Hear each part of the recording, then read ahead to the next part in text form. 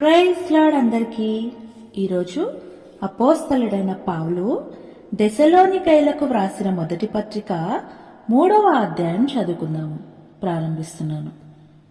కాబట్టి ఇక సహింపజాలక ఏథెన్సులో మేముంటిగానైనను ఉండుట మంచిదని ఎంచి ఈ శ్రమల వలన ఎవడునూ కదిలింపబడకుండునట్లు మిమ్మును స్థిరపరచుటకును మీ విశ్వాస విషయమై మిమ్మును హెచ్చరించుటకును మన సహోదరుడును క్రీస్తు సువార్త విషయములో దేవుని పరిచారకుడునైన తిమోతిని పంపితిమి.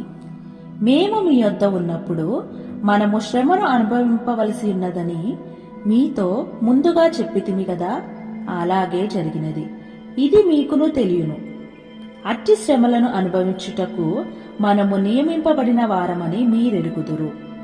ఇందుచేత నేనును ఇకను సహింపజాలక శోధకుడు మిమ్మును ఒకవేళ శోధించినేమో అనియు మా ప్రయాసము వ్యర్థమైపోయేనేమో అనియు మీ విశ్వాసమును తెలుసుకొనవలెనని అతన్ని పంపితిని.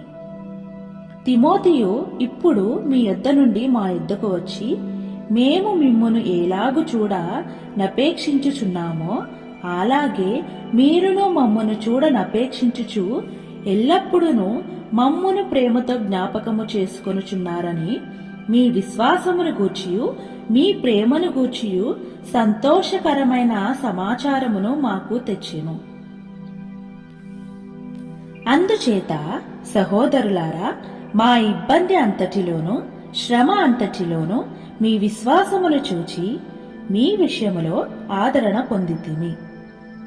ఏలైనగా మీరు ప్రభువునందు స్థిరముగా నిలిచితిరా, మేమును బ్రతికినట్టే.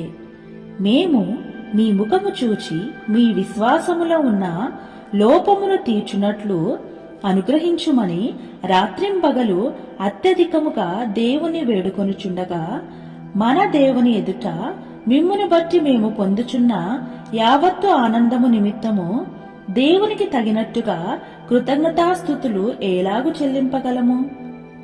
మన తండ్రి అయిన దేవుడును మన ప్రభువైన యేసును మమ్మును నిరాటంకముగా మీ యొద్దకు తీసుకుని వచ్చునుగాక. మరియు మన ప్రభువైన యేసు తన పరిశుద్ధులందరితో వచ్చినప్పుడు మన తండ్రి అయిన దేవుని ఎదుట మీ హృదయములను పరిశుద్ధత విషయమై అనింద్యమైనవిగా ఆయన స్థిరపరచుటకే మేము మీ ఎడల ఎలాగు ప్రేమల అభివృద్ధి పొంది వర్ధిల్లుచున్నామో అలాగే మీరును ఒకని ఎడల ఒకడును మనుష్యులందరి ఎడలను ప్రేమల అభివృద్ధి పొంది వర్ధిల్లునట్లు ప్రభువు దయచేయును గాక. ఆమేన్. ప్రభువైన యేసుక్రీస్తు వారు ఈ వాక్యమును మన జీవితాలలో నెరవేర్చును గాక. ఆమేన్.